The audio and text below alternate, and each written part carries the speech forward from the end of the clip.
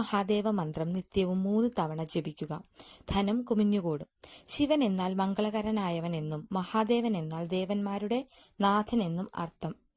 ഭഗവാനെ വിഗ്രഹ രൂപത്തിലല്ല, മറിച്ച് ശിവലിംഗ രൂപത്തിലാണ് ആരാധിക്കുന്നത്. നിങ്ങൾ ഒരു മഹാദേവ ഭക്തനാണെങ്കിൽ ഈ വീഡിയോ ലൈക്ക് ചെയ്ത് ഓം നമഃശിവായ എന്ന് കമന്റ് രേഖപ്പെടുത്തുക. സകല ദുരിതങ്ങളിൽ നിന്നും പുറത്തു കടക്കുവാനും ശക്തി സംഭരിക്കുവാനും ഈ മന്ത്രം ജപിക്കാം. കലിയുഗത്തിലെ ദുരിതങ്ങളിൽ നിന്നും അറിഞ്ഞോ അറിയാതെയോ ചെയ്ത പാപങ്ങളിൽ നിന്നും മുക്തമാകുന്നതിന് ഈ മന്ത്രം സഹായിക്കും. ഭഗവാൻ ശിവന്റെ ഈ മഹാമന്ത്രം ഒരു വ്യക്തിയിലെ യഥാർത്ഥ ആനന്ദവുമായി ബന്ധപ്പെട്ടിരിക്കുന്നു.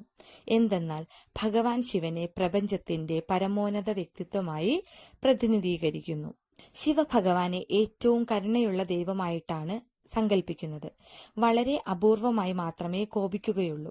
ശാന്തനും സഹാനുഭൂതിയുള്ളവനുമാണ് മഹാദേവൻ.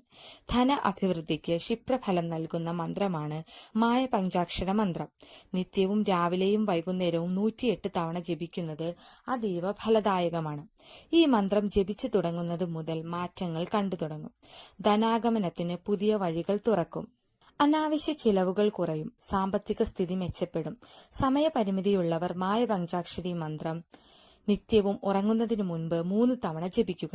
നിങ്ങൾക്ക് പെട്ടെന്ന് പണത്തിന് ആവശ്യം വരുമ്പോഴൊക്കെ മഹാദേവനെ മനസ്സിൽ ധ്യാനിച്ച് മായ പഞ്ചാക്ഷര മന്ത്രം ജപിക്കാവുന്നതാണ്. മന്ത്രം ഇതാണ്: യും നമഃശിവായ. ഈ മന്ത്രത്തിലെ 5 അക്ഷരങ്ങൾ പ്രപഞ്ചത്തിലെ 5 മൂലകങ്ങളെ പ്രതിനിധീകരിക്കുന്നു. ന ഭൂമി, മ ജലം, ശി അഗ്നി, വ വായു, യ ആകാശം. ഈ മന്ത്രജപത്തിലൂടെ മനസ്സിനെ ശാന്തമാക്കാനും സമ്മർദ്ദം കുറയ്ക്കാനും സഹായിക്കുന്നു. ഭയം അകറ്റാനും ആത്മവിശ്വാസം വർദ്ധിപ്പിക്കുവാനും ഇത് ഉത്തമമാണ്. നെഗറ്റീവ് ഊർജത്തെ നീക്കം ചെയ്ത് പോസിറ്റീവ് ഊർജം നിറയ്ക്കുന്നു.